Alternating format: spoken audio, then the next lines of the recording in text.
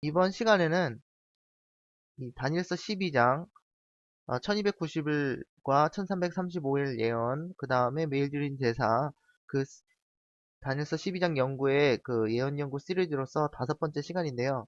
지난 시간에 이어서 이번 시간에는 어, 제7 안식일 예수 재림교회 안에 있었던 1901년 당시에 있었던 이 데일리 논쟁, 데일리가 다른 말로 하면 매일 드린 제사죠. 이 매일 드린 제사를 폐하는 이 것에 대한 그 논쟁이 1901년에 재림교회 안에 있었습니다. 그래서 그 역사를, 그 논쟁이 있었던 역사를 되돌아보는 시간을 갖도록 하겠습니다. 이 역사적인 관점에서 이 데일리에 대한 논쟁이 어떻게 진행되어 왔었는지, 그렇게 해서 우리가 역사를 알 때 우리가 왜 지금 이해하는 바가, 이 메일드인 제사에 관해서 이해하는 바가 어, 우리가 어떻게 이러한 이해를 물려받게 되었는지 역사적인 관점에서 바라다 보면 좀 더 이해를 쉽게 하실 수 있으실 거예요. 그래서 그것에 관한 시간을 갖도록 하겠습니다. 어, 이 사실을, 이 논쟁이 1901년부터 이 재림교회, 이 데일리, 이 데일리가 뭐라고 그랬냐면, 다니엘서 12장 11절에 매일 드린 제사, 이게 이제 영어로 데일리인데요. 영어로 이것이 이 데일리입니다. 이 매일 드리는 제사가 이제 한국말로 그러는데, 이게 매일 드리는 제사입니다, 이게. 그죠? 이것에 대한, 이것을 이제 예언적으로 어떻게 해석할 것이냐. 예? 이거에 대해서 매일 드리는 것, 제사가 뭐 원문에 없는 말이라고 제가 지난 시간에 걸쳐서 말씀드렸는데요. 이, 이 매일 드리는 것이 무엇이냐에 대해서 논쟁이 있었는데, 그 논쟁이 이미 1901년부터 있었다는 것입니다. 그래서 이 매일 드리는 제사나 또는 데일리를 이교주의로 해석했던 재림교회의 정통 해석이었어요. 이것이 1844년 이후부터 그 당시 때만 하더라도 재림운동 하시던 우리 재림교회를 세우신 그 우리의 그 선구자들이죠. 선구자들이 이제 제 이교주의라고 이제 해석했고, 이것을 전부 다 동의하고 있었어요. 근데 이 정통 해석에 도전을 합니다. 이제 도전하여 엘렌 화이트 선지자를 비롯하여 1844년에 있던 재림운동에 참여했던 선구자들이 이제 틀렸다고 주장하는 사람들이 생겼어요. 그렇죠? 그러니까 원조는, 우리 재림교에서 원조는 이것을 이교주의라고 해석하고 있었습니다. 근데 그게 재림교회가 세워진 지 1844년이 이제 지난 지 몇 년 만이에요? 거의 1901년이면 1844년에서 1901년을 빼면 한 56년, 한 56년이 지나서야, 그죠? 우리 재림교회 해석이 도전하는 사람들이 생겼는데, 가장 제일 먼저 이 이교주의가 틀렸다라고, 틀리다고 처음으로 새 빛을 받았다고 주장하는 사람이 독일의 콘라디였습니다. 그 다음에 이 콘라디가 이제 영향을 끼치니까, 그 다음에 이제 이제 웨그너 박사에게 이런 영향을 끼쳤고, 그 다음 이제 웨그너 박사를 또 이렇게 믿고 외치니까 프라스캇이라는 교수가 이 사람 웨그너 박사한테 배워가지고 또 그렇게 하고요. 그리고 또 당시에 그 영향을 받았던 분이 그 당시 1901년 당시에 대총회장이었던 A.G. 데니얼스 목사입니다.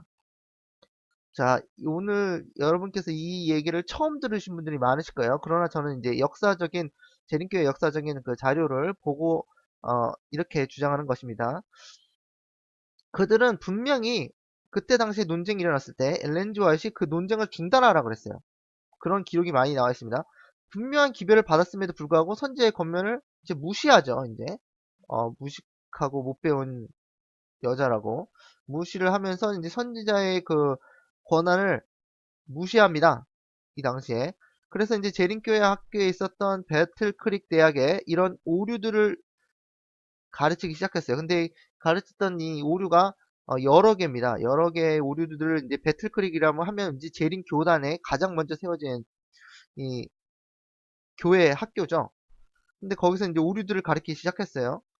그래서 그것들 중 하나가, 여러 오류들 중 하나가 이 데일리에 관한 것이었습니다. 그래서 그것을 이제 이교주의로 해석했는데, 그거를 잘못되었다 하면서, 근데 이제 이러한 내용을 제가 어떻게 알았느냐면, 이 엘렌 조아의 그 원고가 있어요. 원고 자료라고, 이제 manuscript releases인데, 이게 이제 한국말로 다 번역이 되었으면 좋은데, 이게 워낙 양이 방대하다 보니까 우리가 그래도 한국어로는 이제 많이 번역된 편이에요. 연애신이. 그런데 이제 manuscript releases라는 것이 이 번역이 안 됐습니다. 그 manuscript release라는 것은 어디 있는 거냐면, 이제 영문 CD-ROM에 들어가 보면 여기 manuscript, 여기 books라 그래가지고 이 책들이 잔뜩 있죠. 연애신. 그 다음에 periodical이라 그래가지고 이제 Review and Herald 뭐 이런 것도 많이 있는데, 이 팸플렛도 있고, 그 다음에 나오는 게 이거예요. manuscript release라고 써있죠. 여기에 이제 1권부터 21권, 그 다음에 이제 더 이제 보충한 것들이 이렇게 있는데, 여기에 있는 기록이 보면 날짜를 보면 1981년, 그러니까 그 원고 자료를 정리해서 출판한 게 87년, 1990년 이렇게 해서 시간을 두고 계속 1993년 뭐 이렇게까지 계속 이것들을 다 출판했습니다. 출판하기보다 이제 이렇게 CD 자료에 이렇게 넣어놓은 것이죠. 그래서 이 매뉴스크립트 릴리스가 이제 1권부터 21권까지 이게 다 읽어보면, 이 방대한 양을 읽어보면, 그 당시에 역사가 또 많이 나와 있는데, 이런 굉장히 많은 역사가 나와 있는데, 여기에 나온 내용입니다. 그래서 이걸 보면, 그, 나오면 그때 당시에 이제 역사가 나와 있는데, 그 중에서 하나 또, 이 리비 앤 헤럴드, 1903년 대총회 때 이제 선지자 엘렌 조아시 발언한 것입니다. 리비 앤 헤럴드의 1903년 4월 14일자에 이제 게재되었는데요. 엘렌 조아시 뭐라 그런지 한번 읽어보겠습니다. 경고가 왔다. 경고가 왔습니다. 어떤 것도 1842년부터 44년에 왔던 기별 이래로 우리가 지어온 믿음의 기초를 어지럽히는 것이 들어오게 허락해서는 안 된다. 나는 이 기별 안에 있었고 세상 앞에 내가 서 있는 후로 하나님께서 우리에게 주신 빛에 진실했다. 우리는 매일 진실한 기도로 주님을 찾으며 빛을 구하며 세워온 플랫폼에서, 이 기초 같은 거죠.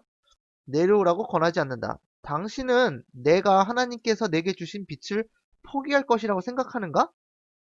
굉장히 엄청난 주장을 했습니다.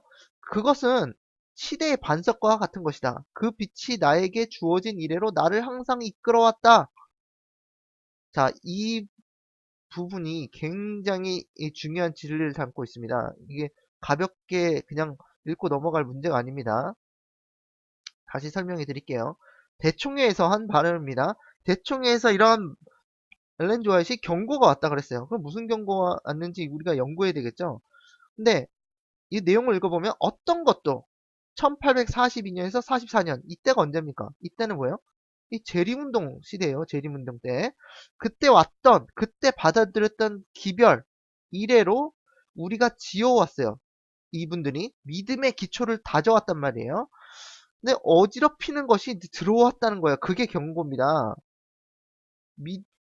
그러니까 1844년부터 쭉 지내왔는데 그때 믿음의 기초를 쌓아왔어요. 근데 1900년대에 오니까 이런 믿음의 기초를 허물어뜨리는, 어지럽히는 것들이 허락 들어오는 것을 눈치채고 선지자가 뭐라 그랬냐면, 엘렌 화이트이 이런 것들 들어오면 허락해서는 안 된다 그랬어요. 그래서 나는 이 기별 안에 있었고 이 기별에 하나님께서 주신 빛에 진실했다고 말합니다. 그리고 이 빛을 어떻게 구했냐? 매일 진실한 기도로 주님을 찾으면서 빛을 구해왔는데, 이것을 하나의 기초가 됐어요.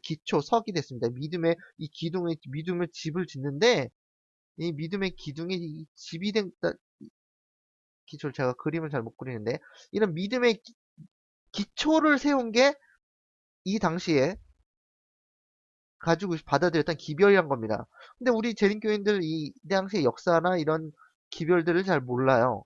이 이제 가장 큰 문제입니다.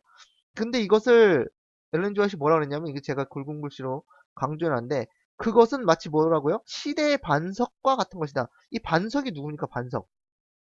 이 반석은 여기 영어로 락이라고 그랬는데 바위예요, 바위. 근데 반석인데 이 반석은 이 그리스도입니다. 그리스도예요, 이 반석이. 그죠? 여러분 다 동의하실 겁니다. 우리의 믿음의 기초는 예수님이에요.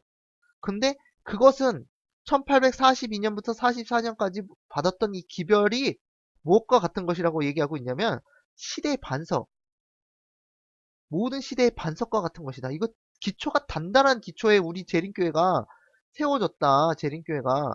근데 이걸 왜 허물라 그러느냐 하고 경고를 하는 거예요. 이제 이해하시겠죠? 근데 이걸 보시면 영어로 The Rock of Ages라고 그러는데 이 rock을 뭐라고 하냐? 바위인데 이게 보통 소문자로 이게 이렇게 쓰거든요. rock이란 말을 이렇게 소문자로 쓰는데 이 rock을 대문자로 써놨습니다. 선지자가. 그런 말이 뭔 말이냐면 이걸 rock이라고 고쳤으면 이걸 신성시했다는 거예요. 이걸 예수님이라고 칭했다는 겁니다. 예수님으로. 예수님이라고 칭했다는 거예요. 락. 그래서 대문자로 한 거예요. 이게 신성을 나타내려고. 그래서 이러한 기별들이 하나님께서 주신 진짜 중요한 기별인데 이것을 어지럽히는 것이 들어오게 허락해서는 안 된다. 그때는 언제 했다고요? 이 얘기를? 1903년 대총회에서. 그러니까 대총회에서 모든 모인 지도자들에게 뭐라고 경고를 한 거예요. 당신들 이러한 데일리나 뭐 다른 오류들 같은 걸 우리 대학에서 가르치지 말라는 선지자의 경고였죠. 그런데 이걸 어떻게 해요? 이 지도자들이, 교회 지도자들이 이 무시합니다. 무시. 자, 이러한 역사가 우리 재림교회 역사입니다. 이것을 잘 알고 가야 돼요. 그 다음 페이지 보겠습니다. 어, 페이지에서 보면 선지자의 권고가 또 있습니다. 이제 원고 자료, 이 번역이 안 된다는 것이라고 그랬는데 20권 17페이지, 18페이지 보면 굉장히 이 데일리 논쟁에 관한 이런 중요한 기록이 이게 있습니다. 기록이. 그걸 제가 이거 번역해 놨는데 이거 제가 좀 번역이 좀 부족할 수도 있지만 전체적인 맥락에서는 이제 그렇게 많이 벗어나지 않았을 거예요. 제가 번역하는데 좀 부족함이 있을 수 있습니다.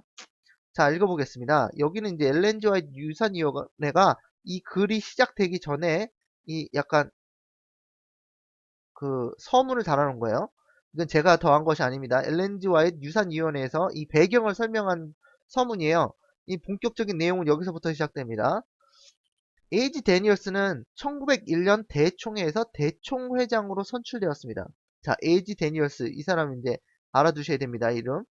이 문서는 원고자료 29권에 17페이지에 있는 문서는 1910년에 쓰여진 것 같습니다. 그때 와이트 부인은 데니얼스 대총회장이 도시에 전도하는 것을 경시하고 선지자가 하라는 거를 안 하고 이제 무시하는 거죠. 좀 무식한 여자라고. 교육 안 받았다고. 이런 데일리 논쟁에 참여하고 있는 것에 대해 매우 걱정하고 있었습니다. 자, 여기 읽어보세요. 뭐라 그랬다고요? 대총회장이 일을 하라고 뽑아놨는데 선지자의 그 권면을 어떻게 해요? 무시하고 도시에 전도하는 걸 무시하고 뭐 하고 있었냐면 시키는 짓을 안 하고 뭘 하고 있었냐면 이분이 참 기가 막히게도 데일리 논쟁에 참여하고 있는 것에 매우 걱정하고 있었습니다. 그래서 이 내용은 이 여기 쓰여 있는 내용은 대총회장 그 당시 대총회장 에이지 데니얼스를 책망하는 내용이에요. 저는 이 데니스 불리한 분이 어떻게 생겼는지도 모르고 그분과 아무런 개인적인 연한이 없기 때문에 이분을 비판하는 내용이 아닙니다. 이 분이 대총회장으로서의 직책을 직무유기하고 선지자의 권면을 무시한 사실을 우리가 역사적으로 알고 있어야 된다는 사실이에요. 읽어보겠습니다. 우리의 경험이 지금 상황에서 우리의 중요한 화폐 모임에서 우리에게 주어진 특별한 빛으로부터 우리의 마음을 빼앗기게 하면 안 됩니다. 그런데 우리의 대적이 작용하고 있는 데니얼스 형제, 자, 이 데니얼스, 에이지 데니얼스를 말하는 것입니다. 마음과 프레스컷, 아까 프레스컷 얘기했죠? 목사의 마음에 하늘에서 쫓겨난 천사들에서 의해서 이용당하고 있습니다. 자, 굉장히 이거 깜짝 놀랄 만한 내용을 여기다 쓴 거죠. 이거 엄청난 책망이에요. 자, 데니얼스 형제와 프레스콧 목사의 마음에 하늘에서 쫓겨난 천사들에 의해서 이용당하고 있다고 그랬어요. 여러분, 하늘에서 쫓겨난 천사들이 누굽니까? 사단 아니에요? 사단? 사단인데 사단에 의해서 마귀에 의해서 이용당하고 있다고 말까지 할 정도로 굉장히 이 강하게 비판을 한 것입니다.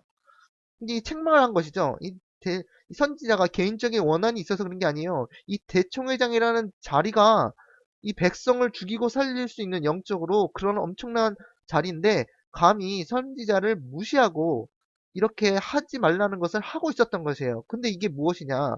어떤 일에 이용당하고 있느냐? 계속 읽어보겠습니다. 사단의 목적은 당신들의 마음을 돌려서 점과 핵 같은 것들을 따지고 들어오는 것입니다. 그러나 주님은 당신에게 그런 일을 하라고 영감을 주시지 않았습니다. 하나님께서 시키지 않은 일을 이 분들이 하고 있었다는 거예요.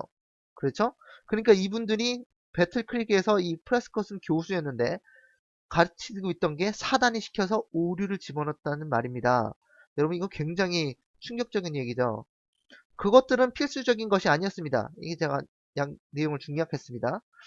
쓰여진 책들을 이런 점들과 핵들을 고치는 것이 당신들은 굉장한 일을 하는 것이라고 추정하지만 나름 생각하기로 뭐 하나님의 일을 한다고 생각하지만 나는 그것에 대해 침묵하라고 권고합니다. 엘렌 주아시 이 논쟁이 심해지니까 침묵해라.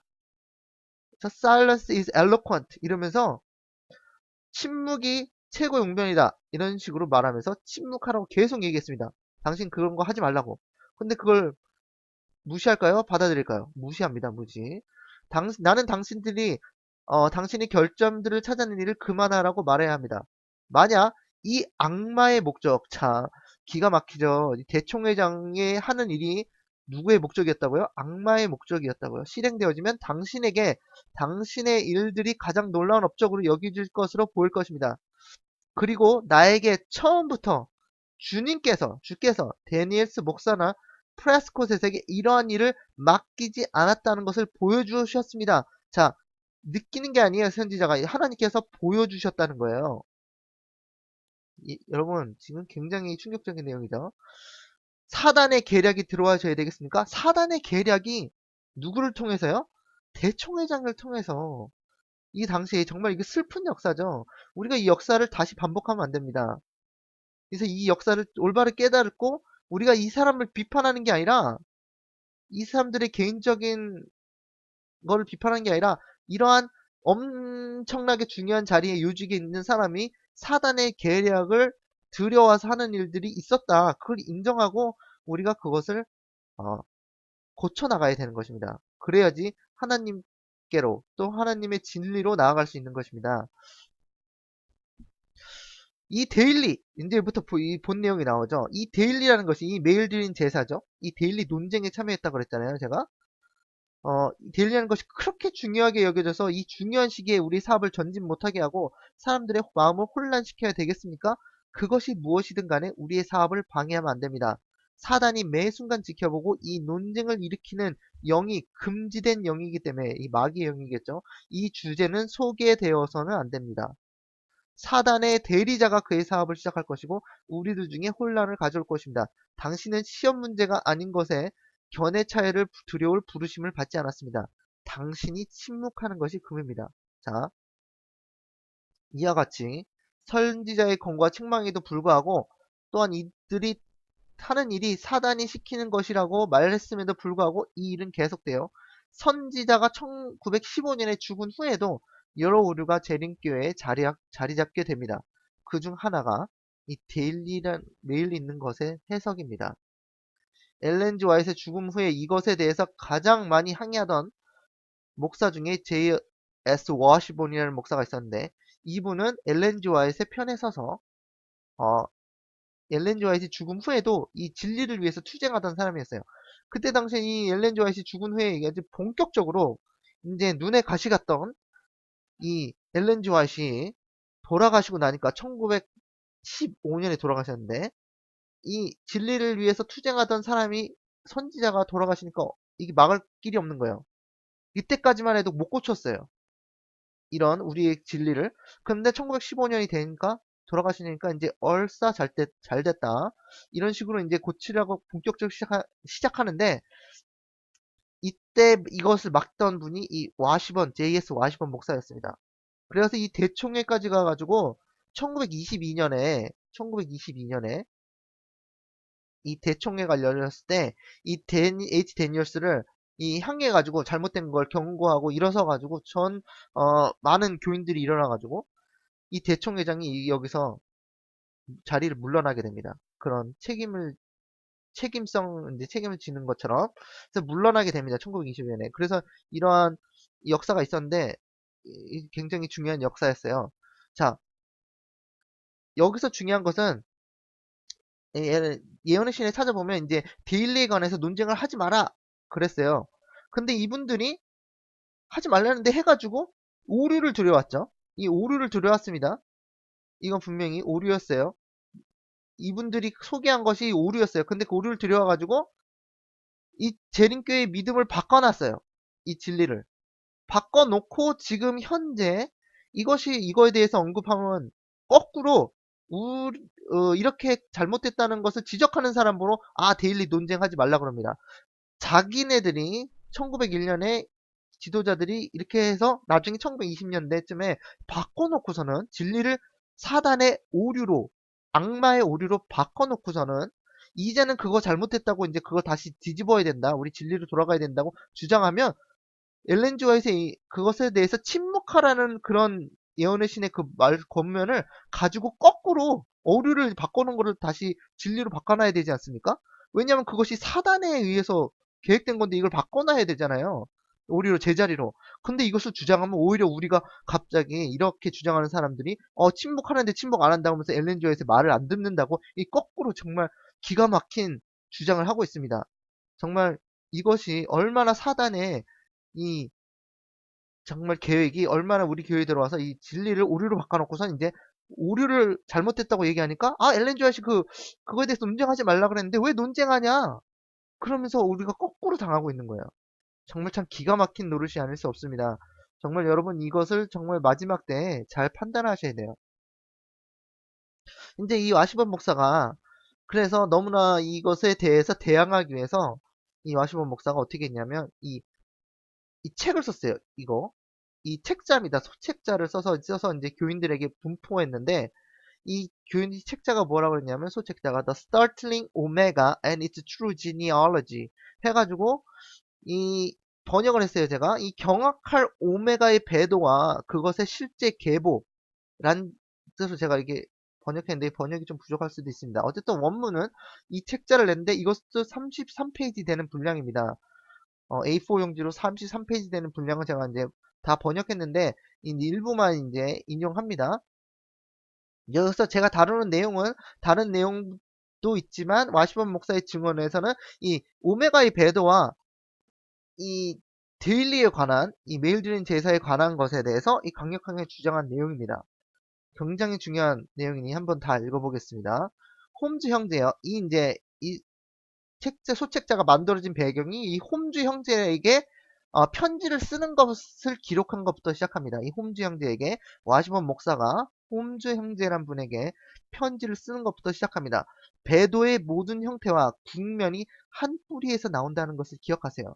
사실상 아담의 타락으로부터 그리스도의 재림까지 단 하나의 배도가 있어왔고 앞으로 또 있을 것입니다.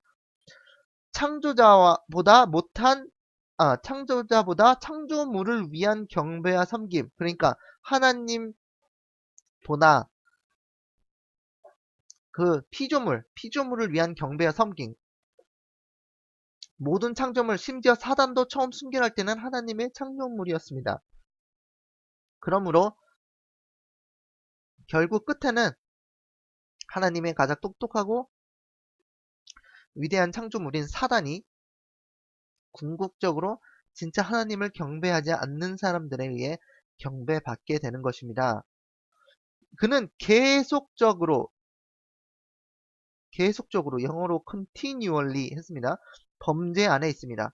한순간의 휴식 시간도 없이 그는 계속적으로 continually 반항하고 있습니다. 누가요? 사단이요. 매일 범죄 안에 있음. 자, 이게 데일리에 관한 내용이에요. 그 매일 드린 제사. Daily in transgression.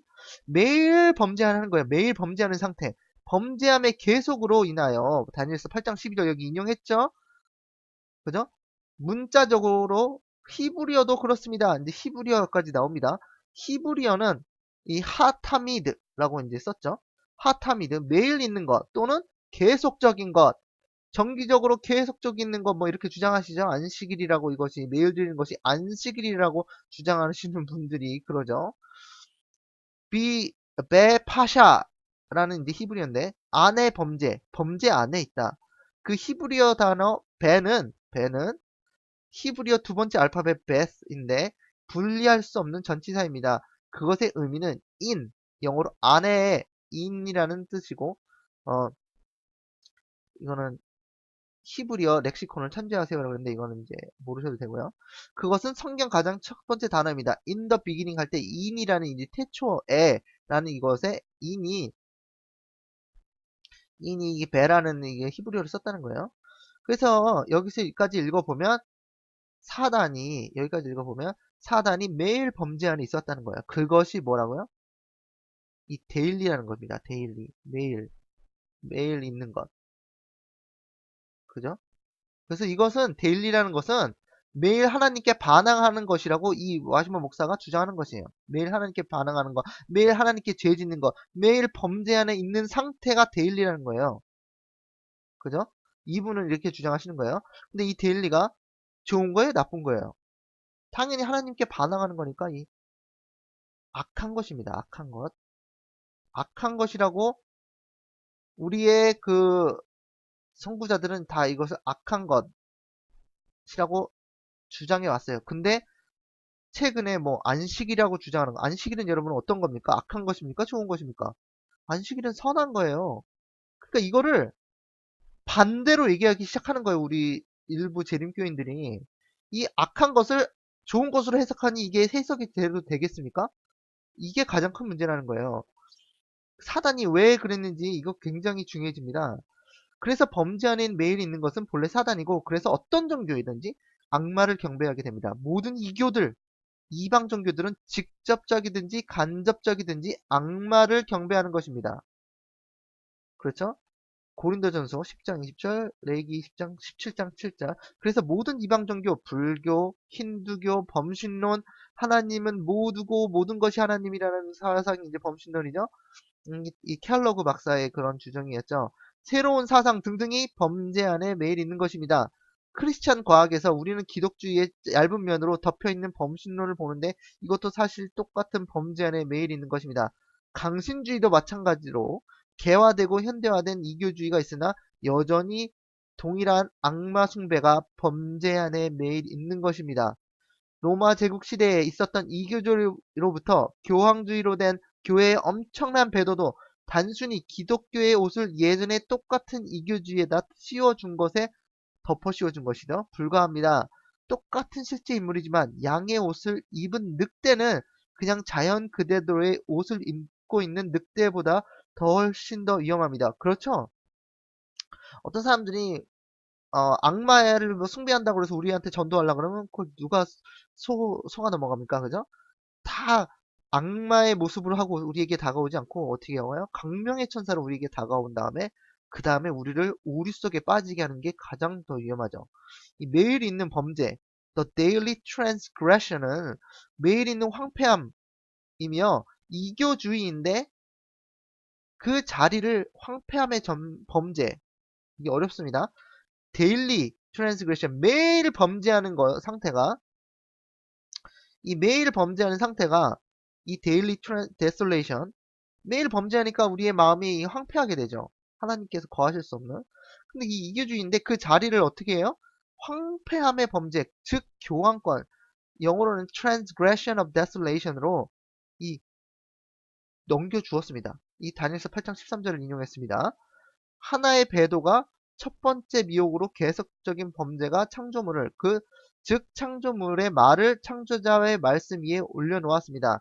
교황권이 그리스도 후에 1세기에 올라왔을 때 하나님의 말씀 위에 똑같은 사람의 말을 높이는 일이 있었습니다.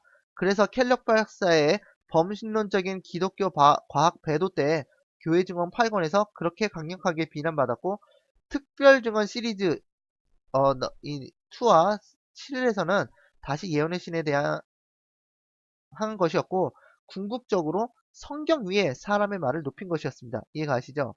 예언의 신에 반박하는 것. 그러니까 예언의 신은 하나님께서 선지자를 통해서 주신 하나님의 말씀인데 그것을 반박하는 거예요. 인간의 지혜로. 그러니까 피조물이 더 지혜가 더 뛰어나다라고 이 생각하는 것. 굉장히 위험한 생각이죠. 그 동일한 범죄 안에 매일 있는 데일리 트랜스그레션은 그리스도인의 옷을 입고 있으면서 우리의 신앙의 시험과 마음이 되었습니다. 자, 여기서 중요합니다. 계속적인 그리스도의 중보. 이게 뭐예요? 계속적인 그리스도의 중보가 뭡니까?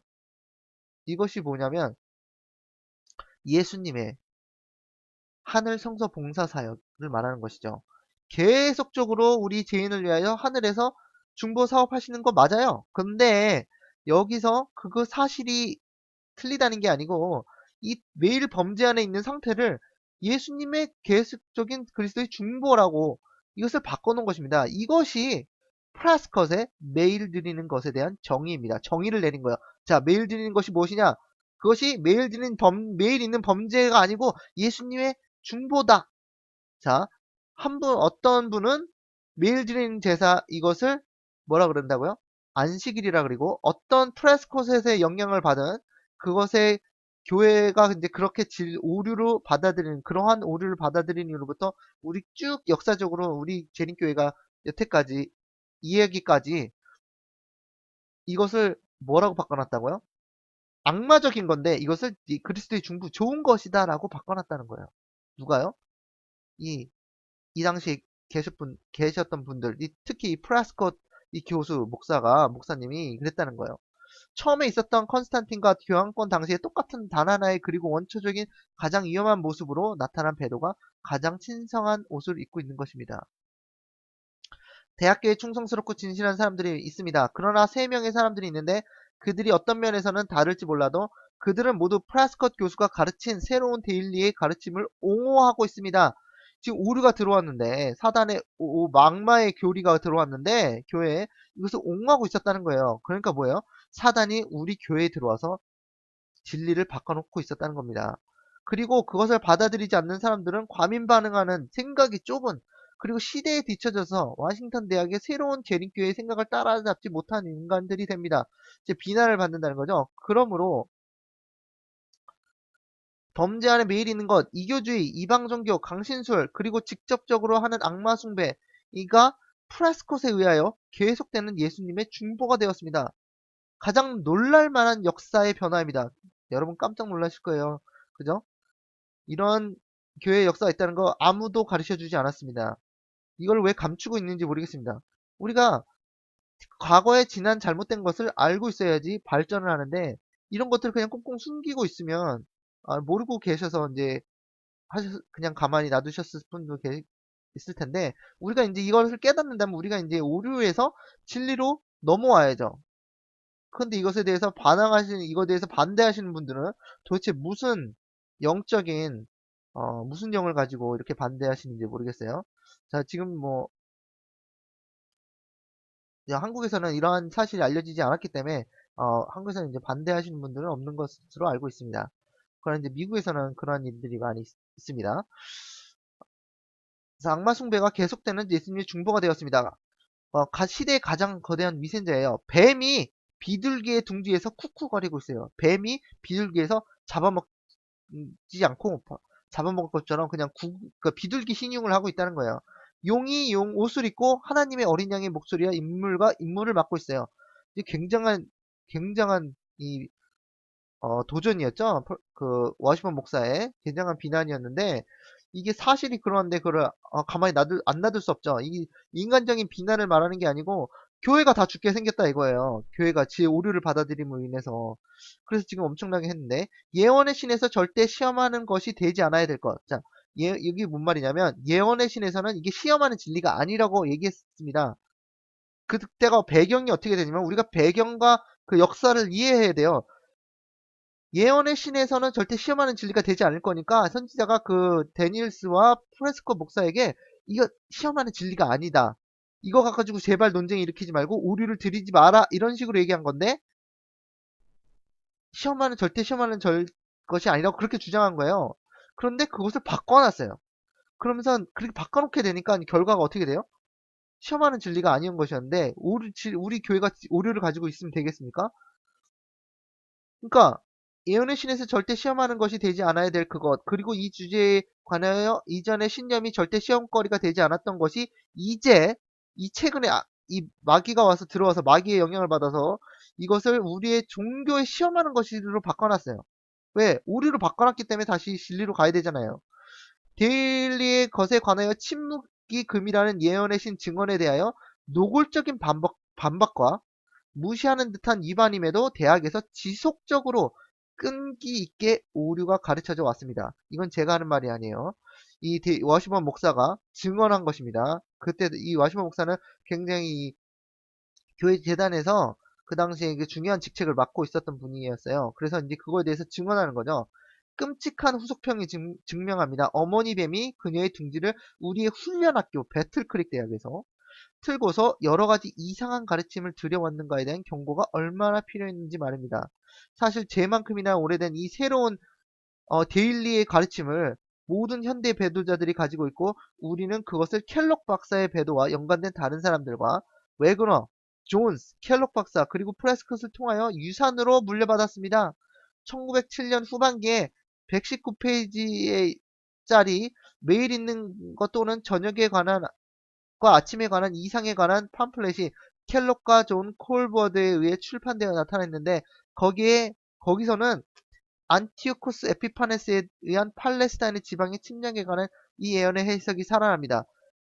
여기까지는 잘 이해가 안 되시죠? 이거 말은 무엇이냐면 현재 다니엘서 8장에 보면 이 작은 뿔을 안티오코스 에피파네스라는 주장하는 사람들 있죠.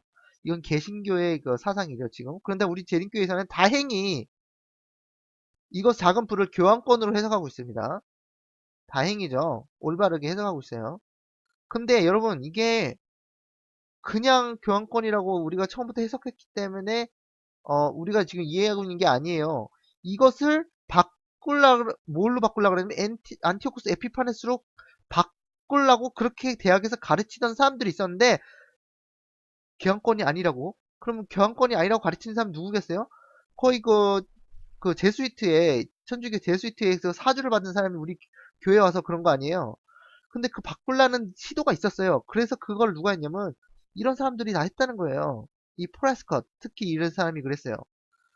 그런데 그걸 막은 분이 이 와시번 목사입니다. 이것에 대해서 비판해가지고. 그래서 우리가 교환권으로 알고 있는 거예요. 우리가 이 진리를 물려받은 게. 그런데 이분이 막지 않았다면 이게 다 안티오코스 에피파네스라고 개신교가 갖고 있는 진리로 깨닫고 있었겠죠. 그렇죠? 그래서 이분한테 우리가 고마워해야 됩니다. 하나님께서 이 와시번 목사를 쓰셨어요. 이 오류가 막 물밀듯이 흘려도는 거 막은 분이 와시번 목사예요. 엘렌 지 와이시 돌아가신 후에. 그래서 그런데 이분이 막으려고 엄청 중요하게 했던 것이 뭐라고요? 이 데일리를 이교주의는 예전 견해가 격렬하게 공격받게 됩니다. 그랬잖아요. 이 데일리가 이교주의인데 이것을 막으려고 그랬는데 결국에는 이것은 막았는데 이 교환권으로 해석되는 거를 이제 진리로 수호를 했는데 이 이교주의를 뭐예요? 그 그리스도의 중보, 계속적인 그리스도의 중보라는 것은 거의 막지 못하고 이런 역사적 기록만 남겨놓았습니다. 그러니까 우리가 여러분께서 판단하세요. 우리가 어느 편에 서야 되는지 이것에 관한 한. 자, 와시먼 목사의 증언 또 갑니다. 이 같은 책에 있는데 소책자에 있는데 이제 다른 페이지를 이제 다 읽지 못하니까 경악할 오메다의 배도와 그것의 실제 계보 에이지 다니엘스에게 보내는 편지예요. 이거는 자 대총회장에게 그 경고의 메시지를 보내는 겁니다. 당시 재림교회 대총회장이 데니얼스였습니다. 근데 이분 둘 사이가 이제 거의 이제 약간 친구같이 자란 사람들이에요. 근데 이제 이거에 대해서 이제 갈라지게 되는데 이 진리 때문에 1909년 이후의 데니엘스 목사의 행정기간은 비평의 시대입니다. 비난과 비난의 시대란 말이에요. 그리고 그것에는 이유가 있어요. 왜 비평의 시대인가? 근본적이고 피할 수 없는, 그럴 수밖에 없는 엄숙하고 엄청난 성령의 말씀이 사람이 무엇을 심든지 심은 대로 거두리라는 이 말씀대로 비판을 거둘 만한, 무엇을 오류를 심었기 때문에 비판을 거둘 수 없었다, 밖에 없었다. 그런 시대라고 얘기하고 있는 거예요. 자, 제임스 와이트 목사, 엘렌 지 화이트의 그 남편이죠. 1880 몇 년쯤에 돌아가셨는데, 조지 버틀러 목사, 올슨, 어윈 목사 시대는 그렇지 않았죠. 어떻지 않았냐면, 비평의 시대가 아니었다고 말하는 거죠. 왜냐하면, 그들이 예언의 성령에 의하여 확증된, 이게 뭐예요? 예언의 성령이니까 엘렌 지 화이트이 봤던 그 예언의 신이죠. 확증된 원래 오리지널한 메시지를 위해 굳건하게 서 있었기 때문이랍니다. 자, 왜 이때는 조용했느냐? 비판이었고, 에이지 데니얼스에게 이제 가르치고 있는 거죠. 왜 없는지 아냐?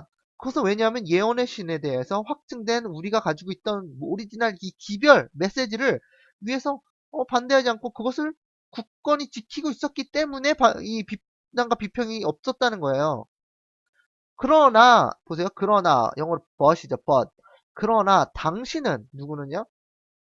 에이지 데니얼스는 선구자들과 이 재림교회를 세운 사람들 말하는 거죠. 각 시대의 대쟁투와 초기 문집 다 아시죠? 붙들고 있던 그 교리들을 비판한 사람들을 어떻게 해요? 변호하고 키워왔으며 당신 자신도 예언의 신과 하나님의 선지자를 비판했습니다. 자, 이런 예언의 신을 비판하고 믿지 않는 사람이 그 분이 우리 교회의 대총 회장이었다는 것입니다.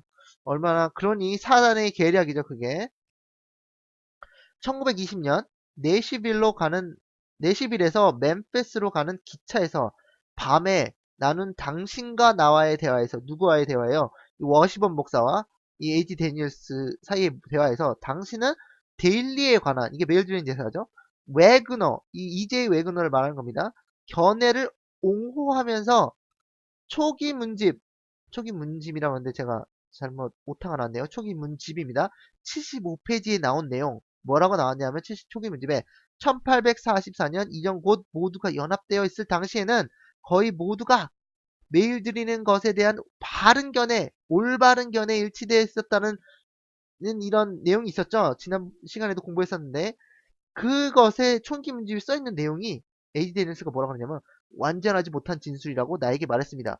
그러니까 완전하지 못한 진술이라면 무슨 말이에요? 한마디로 자기 생각에 선지자의 쓴 글을 가지고 자기가 인간적인 지혜로 비판을 하면서 이게 오류다라고 주장을 한 것입니다. 여러분, 이 굉장히 위험한 사상을 가진 사람이었어요. 나에게 말했습니다. 그 데일리가 무엇인가에 대한 견해에 일치한 것이 아니라 그 시기에 관해서 옳은 견해를 가진 것이라고 잘못 쓴 거다. 엘렌 지 화이트이. 그러니까 엘렌 지 화이트이 틀렸다. 선지자라고 안 믿는 거죠. 그런 사람이 우리 대청회장이었습니다. 그러니까 마귀의 짓을 하는 거예요. 난 그래서 당신에게 초김주 75페이지 읽어보세요. 여러분도. 그것은 이게 데일리의 바른 견해라고 대답했죠. 그러자 당신은 아니요. 그것을 의미한 것이 아니요. 그것은 불완전한 진술이요. 나는 그것에 대해 증언에는 예언의 신의 그 교회 증언 무슨 예언의 신의 모든 책은 불완전한 진술이 있다고 믿지 않는다고 대답했습니다. 당신은 그런 것들이 많다고 했습니다. 이게 실제 일어난 그 와시본 목사와 그 에이지 데니얼스 대총회장과의 이게 오간 대화예요. 그것은 이제 여기에다 쓴 건데, 자, 이제 여러분께서 이제 결정을 하셔야 됩니다. 이 예언의 신을 부인하고 불신하고 마귀의 이 사단의 이 일을 하고 있는 에이지 데니얼스의 견해 또는 그 사람의 그 뜻을 같이 하는 프레스컷의 견해인 계속적인 그리스도의 중보 이것이 매일 드리는 제사에 관한 이해인지 여러분이 그것을 따를 것인지 아니면 선지자를 그 지지한 와시본 목사의 그 견해, 데일리를 이교주의로 보는 견해 이것으로 여러분께서 이해할 것인지 너무나 저 같으면 이러한 대총회장이나 무슨 박사나 교수나 이런 사람들 말 절대 신뢰하지 않겠어요. 저는 저 같으면 오직 선지자를 엘렌지 화이트를 신뢰하겠습니다. 그분들이 아무리 똑똑할지라도 선지자, 하나님으로부터 계시를 받은 선지자를 저는 믿고 싶어요. 여러분께서도 이렇게 선택할 때가 있을 텐데 현명하게 선택하시기 바랍니다. 결론적으로 다니엘서 12장 11절에 나오는 매일 드린 것이 이교주의라는 것을 알게 되었습니다. 또한 멸망케 할 미운 물건은 교환권을 뜻합니다. 그래서 이 역사를 보면 당시 엘렌지 와이시 분명 데일리의 새로운 견해, 즉 그리스도의 산성서 봉사사역을 의미한다고 주장했던 사람들이 에이지 데니엘스와 이 프라스컷이라는 사람들이 하늘에서 쫓겨난 천사들이 시켜서 하는 것이라고 증언하였어요. 그럼 누구예요? 하늘에서 쫓겨난 천사는 악마란 말이에요. 사단이란 말이에요. 사단이 우리 교회에 오류를 들여놓은 것이에요. 그래서 여러분께서 우리가 모든 사람들이 그렇게 배워왔기 때문에 바꿔놓고 학교에서 가르쳐왔기 때문에 우리가 이것을 모르는 분은 처음 아셨겠지만 알고 계신 분들은 신학하신 분들은 이것을 예수님의 그리스도의 중보, 계속되는 중보라고 프레스컷과 그 에지 데니얼스와 이 이제 웨그너가 이렇게 그리고 닥터 켈러그가 이렇게 주장한 거를 우리가 아무 생각 없이 받아들인 거예요. 그럼 우리에겐 잘못이 없어요. 우리는 그렇게 배웠기 때문에. 그러나 역사에 대해서 돌아가 보니까 이것이 엘렌 지 화이트가 반대했던 거다. 하늘에서 쫓겨난 천사들을 시켰다 했던 거다. 그럼 우리는 어떻게 해야 되겠어요? 오류에서 진리로 돌아서야 되겠죠. 저는 이거 너무나 당연하다고 생각하는데 이거에 대해서 끝까지 붙들고 계신 분들은 계신다면 정말 저는 이해할 수 없을 것 같아요. 어, 그 성경 말씀에도 선지자를 신뢰하라. 그러면 너희가 형통하리라 하는 그 말씀이 우리 모두에게도 실천하는 그러한 진리가 되길 바랍니다. 그래서 우리는 그러한 사단의 견해를 받아들이면 위험해요. 왜냐하면 우리는 진리로 자유롭게 되고 우리가 진리 안에서 인침을 받아야 되는데 오류를 갖고 있으면 예언 해석이 우리가 올바로 될까요? 안 됩니다. 그때 이 오류를 갖고 있으면 분명히 성경적인 오류를 대해서 지적을 받을 때 우리가 어버버하고 혼란에 빠지게 됩니다. 우리가 혼란에 빠져 있으면 바벨론에 있는 것입니다. 그래서 우리가 그런 견해를 받을 위험하기 때문에 여러분께서 따로 연구해 보셔가지고 우리는 재림운동 당시 때 옛적 길 선한 길, 그러니까 그 예레미야 6장 16절에 나온 말씀이죠. 옛적 길 선한 길로 돌아서서 옛 진리를 회복해야 합니다. 그것이 여기까지 이게 저희가 이번 시간에는 재림교회 안에 있었던 1901년부터 1920년대 후반까지 있었던 이 데일리에 대한 논쟁의 역사를 되돌아봄으로써 정말 어떠한 일이 있었는가에 대해서 알아봤습니다. 좀 더 자세한 그런 역사를 길게 가지고 가자면 뭐 한 몇 시간이 해도 모자르지만 대충 제가 중요한 것들은 다 맥을 다 짚었어요. 그래서 이러한 것들이 여러분의 신앙생활에 있어서 예언, 특히 우리 다니엘서 8장에 나온 게 뭐라고 제가 말씀드렸냐면 지난 시간에 8장에 이 13절, 14절 보면 2300주야 이거 있죠? 이게 우리 재림교의 근간이 되는 성경절입니다. 이것에 근간이 되는 성경절에 연관되는 12절, 11절, 13절에 이 매일 드린 제사가 다 나온다 그랬죠? 이거에 대해서 오류로 그리스도의 매일 있는 성소 봉사 사역? 아닙니다. 이거 그거 오류입니다. 오류. 봉사 사역이 세 번이 나오는데 이거에 대해서 해석을 잘못하고 있으면 우리가 진리로 어떻게 굳게 서겠습니까? 이거에 대해서 분명하게 천주교로부터의 나중에 흔들림이 올 때 이거 도전이 있을 거예요. 우리가 핍박받을 때 우리가 육체적으로 핍박하는 게 아니라 물리적으로 핍박받는 게 아니라 이 교리적으로 가뜩이나 핍박받는데 이거 교리적으로 따지고 나올 거예요. 이거에 대해서 올바로 우리의 믿음을 준비하고 이게 마지막 때를 준비하는 거예요, 여러분. 이제 시골 생활도 중요하고 음식 개혁, 의복 개혁 이런 것도 중요하지만 정말 이것에 대해서 올바르게 우리 재림교의 근간이 되는 성경절들의 해석을 잘 못한다? 그래놓고선 제칠 안식 재림교인이라고 믿음을 주장한다? 그럴 때 우리가 엄청난 핍박을 받으면서 이거에 대해서 이 조롱을 받을 수가 있습니다. 그래서 우리가 이거에 매일 드리는 제사에 관해서 올바르게 이 진리 안에 있어야 됩니다. 그래서 그것을 위해서 이번 시리즈를 제작한 것인데요. 또한 우리가 이 매일 드리는 제사를 왜 잘 알고 있어야 되냐면 지난번에 말씀드렸듯이 12장에 여기 메일 드린 제사 피아가 다니엘서 12장 11절에 나오죠? 이거 가지고 1290일, 1335일. 이게 현대 진리예요, 여러분.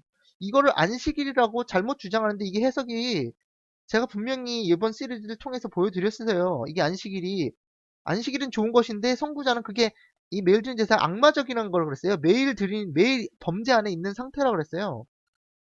그러니까 이거 두 개를 잘못 깨닫고 있으면 이게 해석이 되겠냐고요.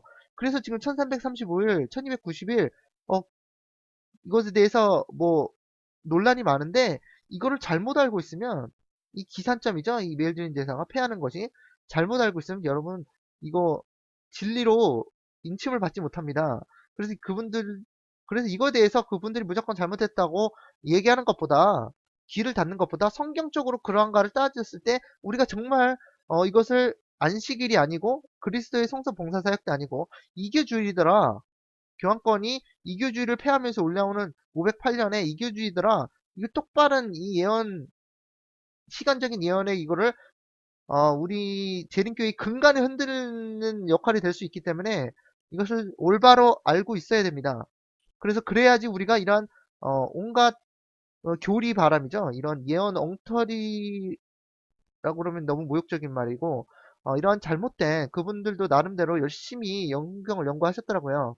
그래서 그거에 대해서 이제 엉터리라고 하는 건 이제 제가 말을 잘못하는 것이고 그분들이 이제 나름대로 열심히 하셨지만 그러나 이 기본적인 이 메일 드린 제사의 해석에서 오류를 가지고 계시기 때문에 안식일이라고 주장하는 데 성경적인 근거가 없다.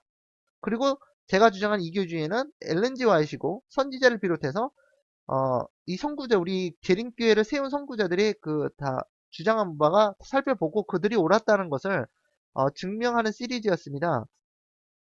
그래서 이것에 관해서 여러분께서 이제 여러 번 보시면서 이것이 안 중요하다고 생각하시는 분들이 없기 바랍니다. 굉장히 중요한 말씀이에요. 나중에 이것에 대해서 회유를 받을 수 있는데 우리가 올바로 우리의 믿음을 증명하지 못한다면 엄청난 예, 그래서 이번 시리즈가 이것을 위해서 제작된 것이고요. 이번 5번째 시간을 마치고 뒤에 있는 내용 다음 시간에는 이것에 대해서 정말 이제 결론을 내리겠습니다. 다니엘서 12장 11절을 결론을 낼 건데요. 그 다음 시간에 어, 이 결론 다니엘서 12장 11절에 대해서 결론 시간을 가질 텐데 이것도 보시고 다음 것도 시청해 주시기 바랍니다. 감사합니다.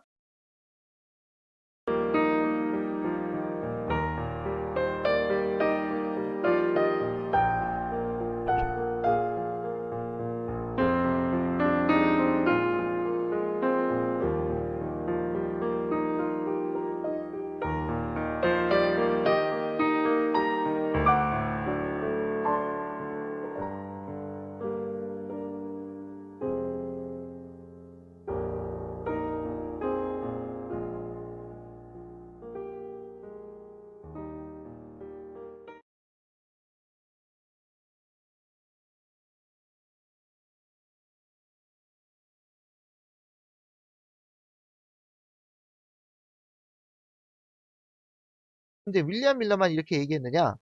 아니에요. 조슈아 리치 제가 여기에 열거한 사람들의 내용을 다 찾아서 열거해서 번역해 놨습니다. 조슈아 리치 나오죠? 조슈아 리치 리비엔 헤럴드 1월 28일 1858년도에 메일 드린 제사가 현재 글로 익혀진다. 그러나 제사란 말은 원본에 없다. 이건 옐렌 조아시 한 말이죠. 이 점은 누구나 다 인정하는 바이다. 그것은 번역자에 의해서 붙여진 것이다. 올바르게 읽으면 데일리와 황폐케 하는 범죄이다. 데일리와 범죄가 그리고 엔드로 이어져 연결되어 있기 때문에 데일리 황폐함과 범죄의 황폐함으로 두 가지의 황폐함이다. 황폐케 하는 세력이 두 가지로 나오고 이 두 세력들이 성소와 백성을 짓밟는 것이다. 라고 했어요. 그러면 이게 무슨 말이냐면 데일리 범죄와 황폐케 하는 범죄가 있는데 황폐케 하는 범죄는 교환권을 말합니다. 그럼 교환권과 교황권이 하나님의 백성을 짓밟죠. 한때, 저때, 반때, 1260년간. 그러면 교황권이 이르기 전에 데일리가 하나님의 백성을 황폐케 하는 거예요. 이 두 세력들이 성소와 백성을 짓밟는 것이니까요. 그럼 이스라엘 백성을, 고대 이스라엘 백성을 짓밟았던 두 세력은 예루살렘이 AD 70년에 멸망했으니까 짓밟은 세력은 이교 로마입니다. 그렇기 때문에 이교 로마가 데일리고요. 그 다음에 1260년간 교회 세력을 짓밟는 것은 교황권입니다. 그래서 조시아 리츠의 견해는 이 데일리와 이 황폐케 하는 범죄, 이것이 두 가지 세력이 하나님의 백성을 짓밟았는데, 고대 이스라엘 백성을 짓밟은 것은 이교 로마, 이교의 로마, 이교주의죠. 그리고 황폐케 하는 범죄는 교황권입니다. 그게 두 가지 세력이 성서의 백성을 짓밟은 것이다라고 기술을 하고 있었습니다. 자, 제임스 와이트는 엘렌 지 와이트의 남편이죠. 성경 재림주의라는 책을 썼어요. 127페이지 보면 매일 드린 제사와 망하게 하는 제약은 이교와 교황으로 형성된 로마를 나타낸다. 자, 첨가된 단어를 빼면 매일 드리는 것과 망하게 하는 제약으로 읽을 수 있다. 이것들은 두 가지 황폐케 하는 세력들이다. 첫째는 이교주의고 그 다음은 교황권이다.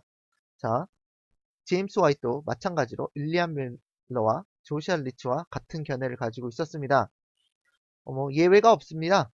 우라이어 스미스, 다니엘과 계시록이라는 책을 썼는데요. 273페이지에 서기 508년이 다가오면서 우리는 제국에 아직도 존재하는 카톨릭과 이교 사이에 큰 갈등을 본다. 서기 490년쯤 프랑스 왕인 클로버스까지는 프랑스와 다른 서로마에 있던 나라들은 이교들이 있었으나 그 다음에 우상을 섬기는 자들을 로마교로 개종시키는 노력은 큰 성공으로 왕관이 쓰여졌다. 그러한 노력들이 성공한 서기 508년부터 기산점입니다. 교황권은 이교를 없애는 일에 관해서는 승리했다. 작은 뿔에 의하여 매일 드리는 제사가 제하여진다. 작은 뿔은 당연히 교황권이죠. 이 작은 뿔은 이교와 로만 교화의 두 상태를 포함한 전체 로마 역사를 포함하는 것으로 이해되어야 한다.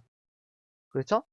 그래서 작은 뿔이 매일 드리는 제사가 제하여지는데 이것이 이교란 것이라고 이 사람도 루아이어 스미스도 했습니다. 그래서 데일리는 이교주의의 형식을 말하고 황폐케 하는 범죄는 교황권을 말한다.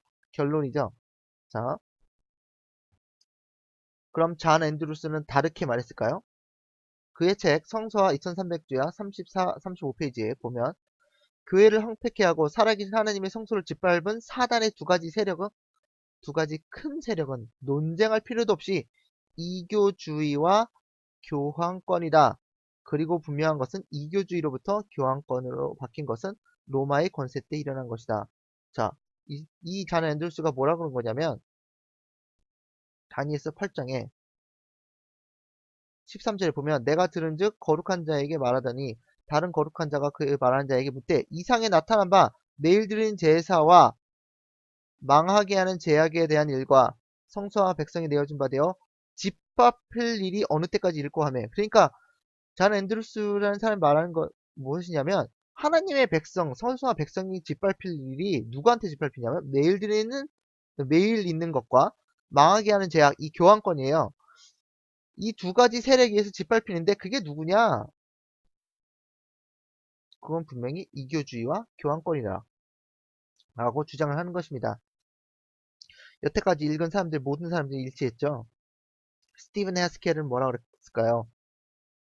그의 책 다니엘 선지자의 이야기 72페이지 또는 72페이지와 147페이지에 보면 이교주의라고 써놓고 다니엘서 8장 12절의 데일리는 제하해졌는데 그것은 사실이다. 로마는 그리스도교 제국이 되었다. 그녀의 황제가 그 그리스도의 이름으로 신앙 고백을 했고 십자가의 배너를 그의 군대 앞에 달고 다녔다. 그죠?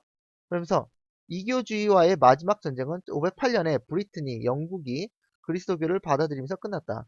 다니엘서에서 말한 데일리가 제하여 버려진 것이다. 그죠?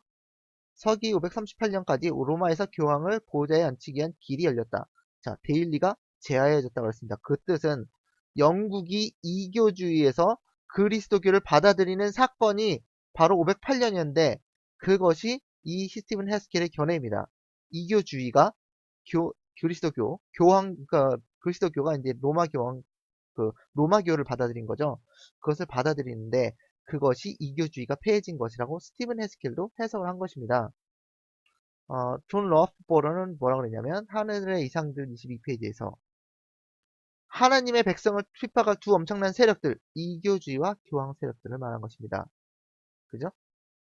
그것에 관해서 다니엘서 8장 13절 14절 자 엘렌 지 화이트는 대쟁투 54페이지에 뭐라 그랬냐면 6세기의 법안권은 확고하게 확립되었다. 그의 권자는 로마에 위치하게 되었고 로마의 감독은 모든 교회의 머리가 된다고 공포되었다. 이교는 이교주의를 말하는 것입니다. 이교의 그 세력은 그의 지위를 권세를 법안권에게 넘겨주었다. 그죠? 그러면서 계시록 13장 2절을 인용했습니다. 용이 짐승에게 용은 이제 사단인데 사단이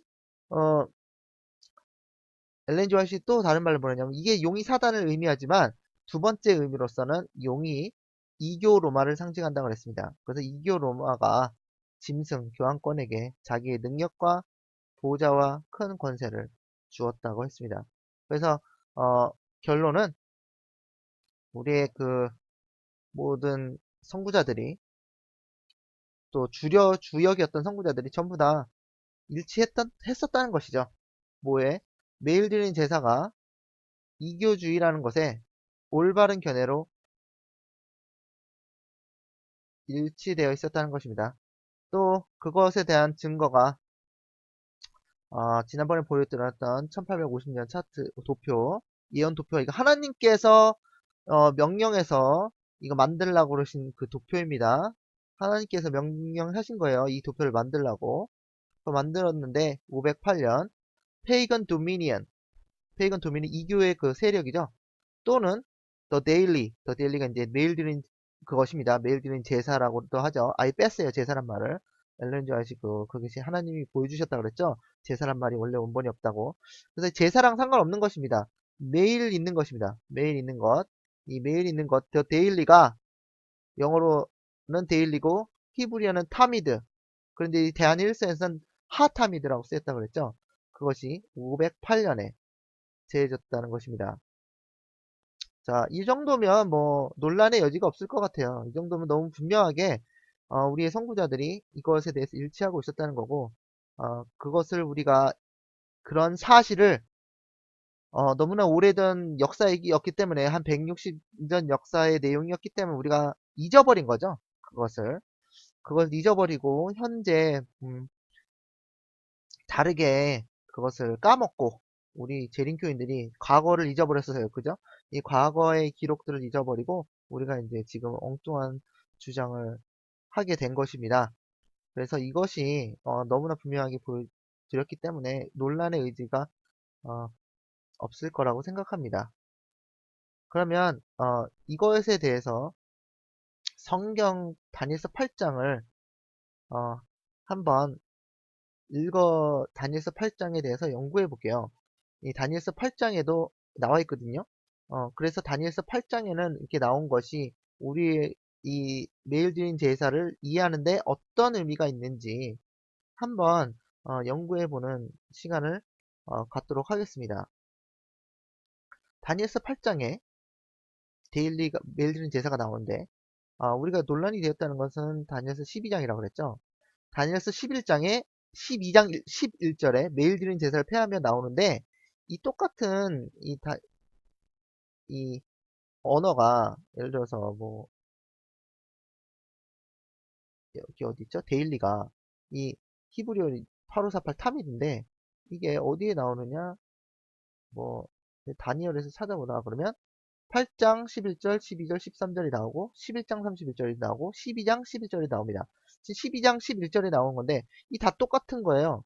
똑같은 원어를 쓴 건데 이거를 8장에 3번이나 나왔으니까 이 8장을 한번 또 공부해 보면서 또 그것에 대한 또 새로운 우리가 얻을 수 있는 빛이 무엇인지 알아보는 시간을 갖겠습니다. 그럼 8장을 한번 가보겠습니다. 8장 11절입니다. 또 스스로 높아져서 군대의 주제를 대적하며 그에게 매일 드리는 제사를 제하여 버렸고 그의 성소를 헐었으며 12절 범죄함을 인하여 백성과 매일 드리는 제사가 그것에 붙임 바 되었고 그것이 또 진리를 땅에 던지며 자의로 형통하였더라.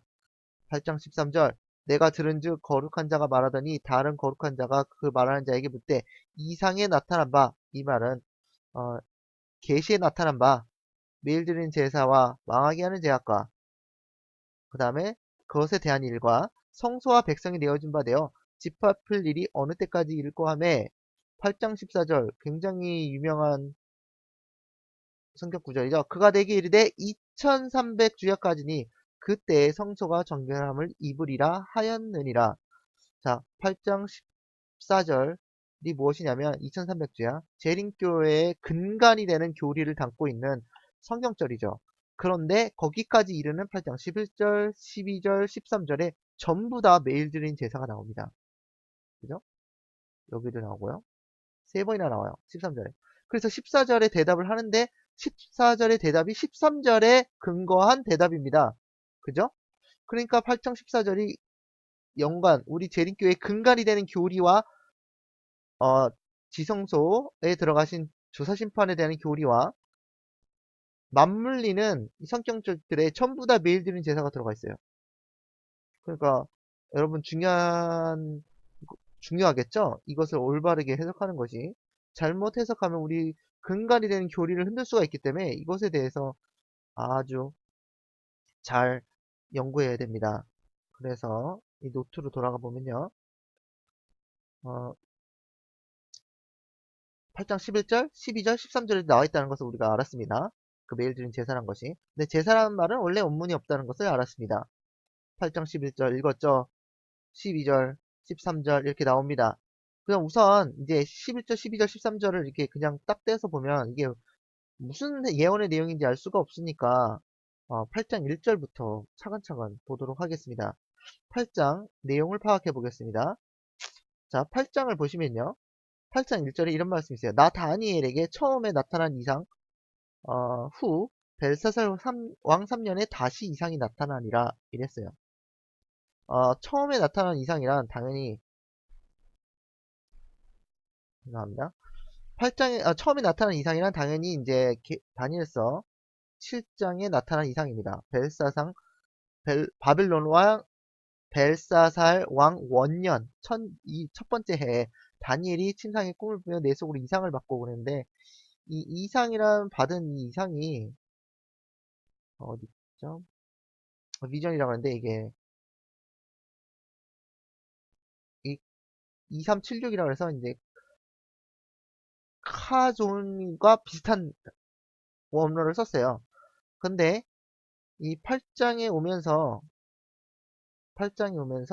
이상을 봤는데 8장에 237절 그래서 하존이 나옵니다. 뭐 어떤 분은 하존, 어떤 분은 카존이라 그러는데 이 카존이라는 원어 이상을 봤습니다. 어쨌든 그 원어가 중요한 게 아니고요. 지금은 여기서는 이상이 나타나니라 그랬죠. 그래서 바벨에서 이상이 나타나는데 처음에 나타난 이상은 이제 다니엘서 7장에 나왔던 이상을 말하는 겁니다. 그것은 벨사살 왕 원년에 있었던 거고 8장에서 받는 그 환상은 벨사살 왕 3년에 받는 것입니다. 그럼 내용을 돌아보면 1절의 내용은 그냥 벨사살 왕, 바벨론 왕인 벨사살 왕 3년에 이상을 또 계시를 본 거죠. 2절 내가 이상을 보았는데 내가 그것을 볼 때 내 몸은 엘람도 수산성에 있었고 내가 이 계시를 보기는 을레 강변에서니라. 자, 몸은 수산성에 있었고 이상은 보는 것은 을레 강변에서 봤다.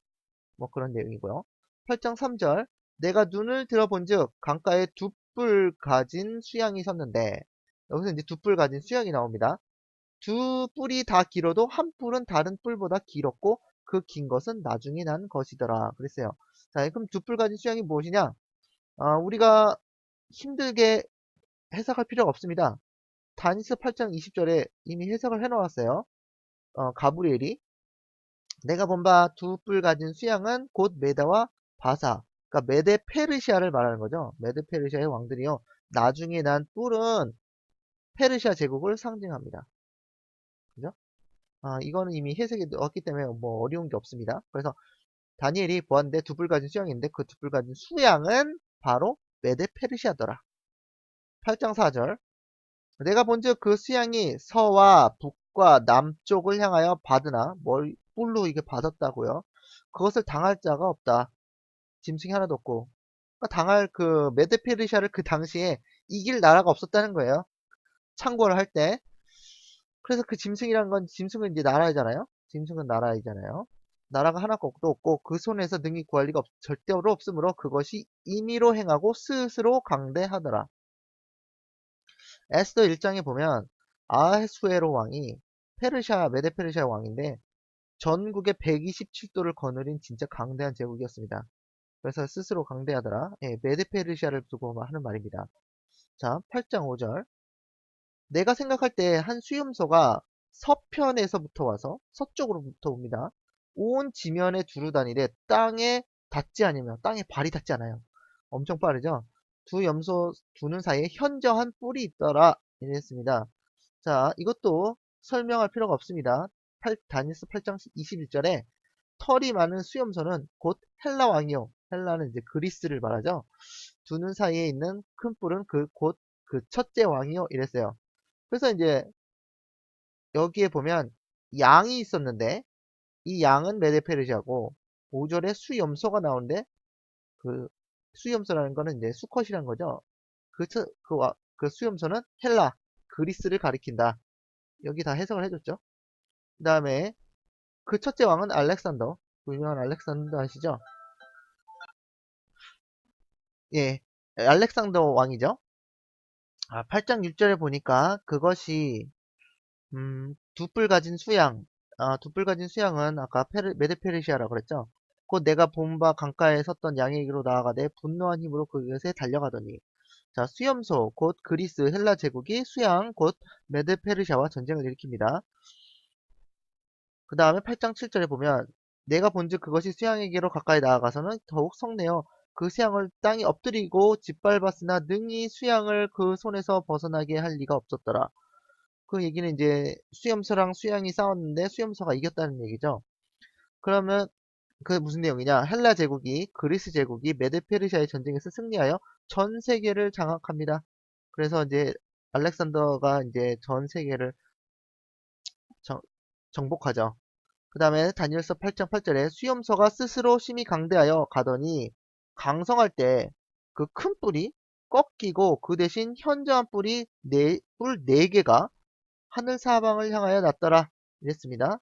큰 뿔이 있었는데 그건 이제 그 뿔이 현저한 뿔이 있다고 그랬는데 그게 그 첫째 왕이 알렉산더이기 때문에 그 알렉산더가 어렸을 때 그 젊은 나이에 죽죠. 객지에서. 그래가지고 일찍 죽었는데 이제 후계자를 안 놔두고 죽어가지고 음, 나머지 이제 그 밑에 있던 장군들이 서로 걸려가지고 싸우는데 어쨌든 그 결국에는 심히 강대하게 된 후에 알렉산더가 사망하고 그래서 나라가 네 부분으로 결국에는 이제 큰 세력이 부분으로 나눠지죠. 그것을 뭐 셀루커스, 리시마커스, 카산더, 톨레미 이런 제국으로 나눠지는데 이 장군들의 이름을 다 따서 다니엘서 8장 22절에 이 뿔이 꺾이고 그 대신에 네 뿔이 났은즉 그 나라 가운데서 네 나라가 일어나되 그 권세만 못하리라. 약소했어요. 약하게 됐어요. 중요한 포인트 뭐냐면 뿔이라고 쓰인 그 원어는 여성형 명사로 쓰였고 하늘 사방은 남성형 또는 여성형으로 쓸 수 있답니다. 그 히브리어 그 단어가 다 성을 가지고 있어요. 남성, 여성. 그래가지고 남성 단어를 쓰면 이제 그 동사 이런 거 있죠? 이런 거 쓸 때도 남성형으로 써야 되고 이렇게 해서 짝을 맞춥니다. 전 히브리어를 연구한 사람 아니기에 자세한 건 모르지만 그렇게 물어보니까 그렇다 그러더라고요. 그래서 이제 다니엘서 8장 9절에 보면 그 중 하나 뿔이란 것은 원문에 없습니다. 그 중 하나에서 또 작은 뿔 하나가 나서 남편과 동편과 영화로운 땅을 향하여 심히 커지더니 이랬어요. 근데 이제 다니엘서 8장 9절 성경절에 보면 여기서 보면 그 중 한 뿔이라 그랬죠? 여기 한 뿔이라고 그랬는데 이거 성경 해석을 잘못한 겁니다. 약간 선입견을 가지고 해석한 거예요. 뿔이란 것이 원문에 없습니다. 그렇기 때문에 영어 성경을 보면 and out of one of them이라 그래가지고 뿔이란 말이 없어요. 그냥 그것들 중에 하나에서 이 말이에요. 근데 이게 한글 성경 번역하신 분이 그냥 한 뿔이라고, 뿔도 아닌데 뿔이라고 선입견을 가지고 이렇게 뿔을 집어넣었는데, 저는 여기서 그 뿔이란 말은 없었죠. 그중 하나에서, 원래 올바르게 번역하면 원문에 뿔이 없습니다. 근데 그중 하나에서 어쨌든 그것이 뿔이 4개 난 것 중인지 아니면 사방 바람 사방 네 방향에서인지 그게 논쟁이 되는 거예요. 작은 뿔 하나가 납니다. 이 작은 뿔은 이제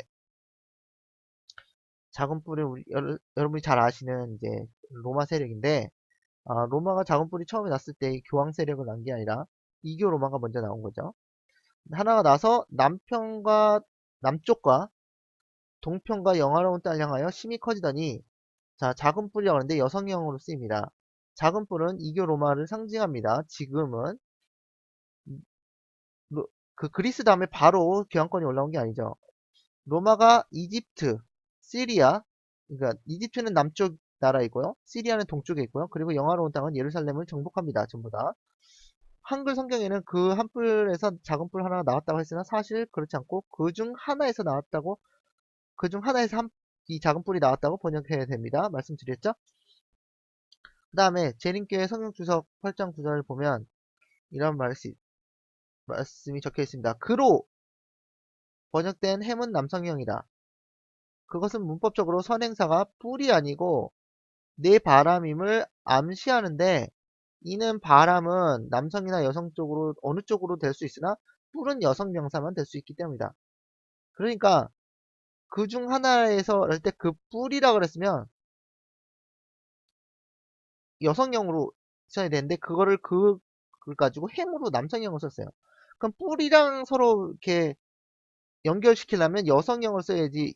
뿔이 여성형이니까, 작은 뿔 그 여성이니까, 그러니까 그 사방으로 네 뿔이 이제 네 개의 뿔이 여성형이니까, 뿔은 항상 단어를 쓸 때 히브리어가 이제 여성형이니까 그라고 했을 때 그것들 중에 하나에서라고 할 때 그 햄이 여성형으로 써야 되는데 남성형으로 썼어요. 그럼 짝이 안 맞아서 이 햄은 남성형이기 때문에 이 저자가 썼을 당시에 짝을 맞출 때 그것을 선행사가 뿔을 놔두고 얘기한 게 아니고 내 바람을 놔두고 한 것이다 라고 이제 재림교회 성경 주석에 써놓은 것입니다.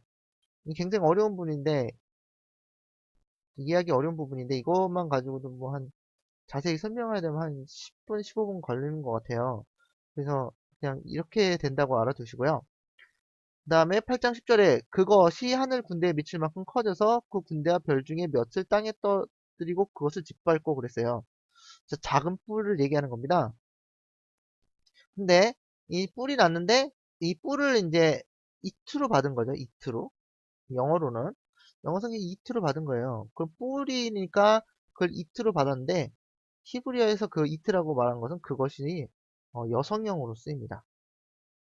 그래서 이제 작은 뿔을 여성형으로 먼저 받았어요. 작은 뿔을 언급할 때 작은 뿔을 이제 작은 뿔이 그랬다 이렇게 얘기 안 하고 그 작은 뿔을 대명사로 받은 건데, 그것을 이제 이트로 씀으로써 여성형으로 했어요. 그래서 이제 작은 뿔의 활동을 나타낸 거죠. 하늘 군대에 미칠 만큼 커져서, 하늘의 군대만큼 커져서 세력이 커졌다는 거죠. 그 군대와 별 중 몇을, 별이면 이제 별은 이제 성경에서 보면 이제 뭐 기별자, 이런 메신저, 이런 하나님의 사자, 그럼 또 천사 뭐 이렇게 나타낼 수 있는데요. 며칠 땅에 떨어뜨려서 이제 짓밟습니다. 죽인다는 거죠. 그 다음에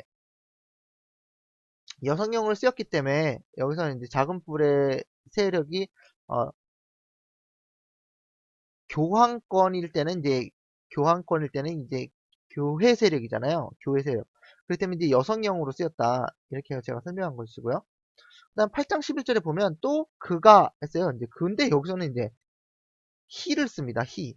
작은 뿔인데, 똑같은 작은 뿔인데 그 히를 써요. 그럼 이제 작은 뿔은 여성으로 취급해서 이트로 계속 써야 되는데 이 희로 넘어가 버립니다. 그래서 이 남성적인 것을 다니엘이 이제 강조를 해요. 그래서 그가 스스로 높아져서 군대의 주제를 대적하며, 이 군대의 주제라는 것은 예수님을 말하는 거죠. 그리고 그에게 매일 드린 제사를 제하여 버렸고, 그래서 여기서 매일 드린 제사가 나옵니다.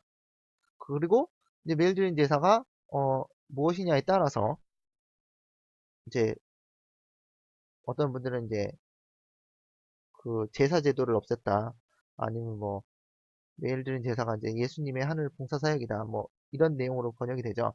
또 그의 성소를 헐었으며 이랬습니다. 글을 이제 남성형으로 다시 쓰면서 이 작은 뿔을 다시 이교 로마를 상징한다. 저는 그렇게 주장합니다. 군대의 주제는 그리스도고요. 그래서 이제 작은 뿔에 하는 내용이에요. 그가 군대 주제를 대적하는 일을 하고. 근데 예수님을 대적한 것은 이제 이교 로마거든요. 예수님을 십자가 못 박은 것은 이교 로마잖아요. 그죠? 교황권이 아직 안 나왔을 때니까 이제 그렇게 해석을 하고, 8장 12절에 보면 범죄함을 인하여 백성과 매일 드린 제사가 그것, 이제 다시 또 그것으로 바꿨습니다. 남자처럼 그것이라 했다. 여성형 대명사는 이트로 바꿨어요. 에게 붙임 바 되었고 그것이 그 진리를 땅에 던지고 자의로 행하여 형통하였더라. 자, 그것으로 여성형으로 다시 바뀝니다. 그 제가 보기엔 이제 교황 로마라는 것이다 라고 해석을 했습니다. 그러니까 작은 뿔의 세력이 두 가지 국면이 있는데, 작은 뿔은 이교 로마가 될 수 있고, 그 다음에 교황 로마가 국면이 나뉘어져 있습니다. 시대적으로.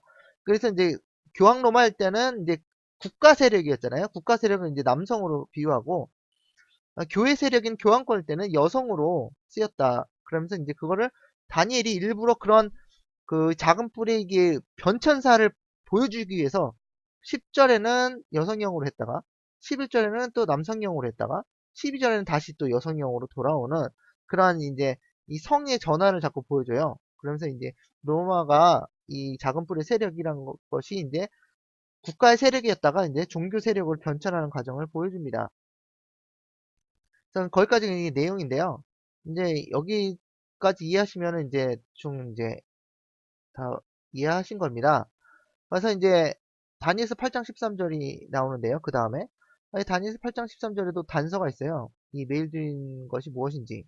여기 이상에 나타난 바라고 써 있는데, 내가 들은즉 거룩한 자가 말하더니 다른 거룩한 자에게가 그가 말하는 자에게 묻되, 거룩한 사람이 두 분이 나오는데 뭐라고 했냐면, 다른 한 거룩한 자가 두 명 중에 하나가 다른 거룩한 자에게 묻는 거예요. 이제 궁금해서 무엇을 물어보냐면, 이상에 나타난 바 매일 드린 제사와 망하게 하는 제약과 대한 일과 성소와 백성이 내어준 바 되며 짓밟힐 일이 어느 때까지 일고 하매라고 물었어요. 그러니까 간단하게 말하면 이제 가브리엘과 이제 예수님이 있었다고 치면, 가브리엘이 예수님이 물어보시진 않을 거 아니에요, 그죠? 예수님은 다 아시니까. 가브리엘이 예수님 궁금합니다.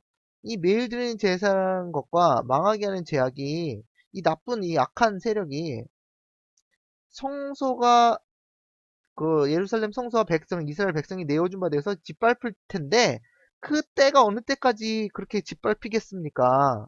하고 물어본 것이에요.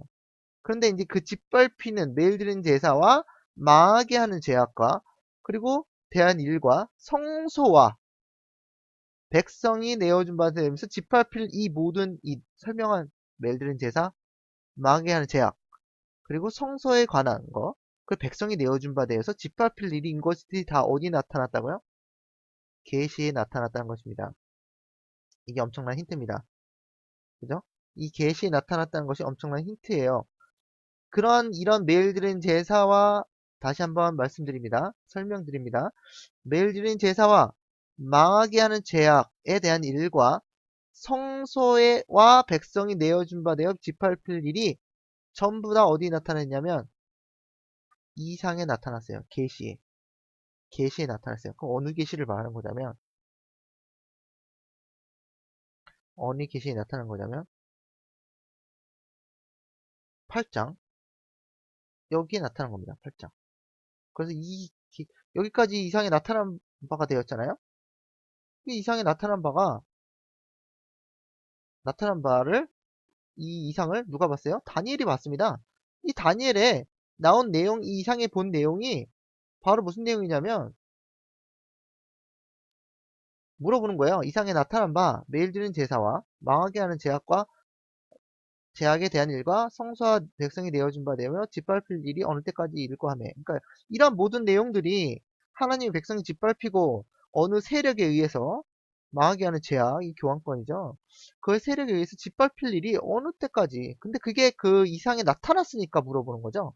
예, 그래서 그것까지 이해하시면 되겠습니다. 그러면 이제 이번 강의가 너무 길어졌기 때문에 다음 시간에 이어서 계속 다음 내용을 이어가도록 하겠습니다. 그러면 다음 네 번째 강의 때 다시 내용을 이어가겠습니다. 감사합니다.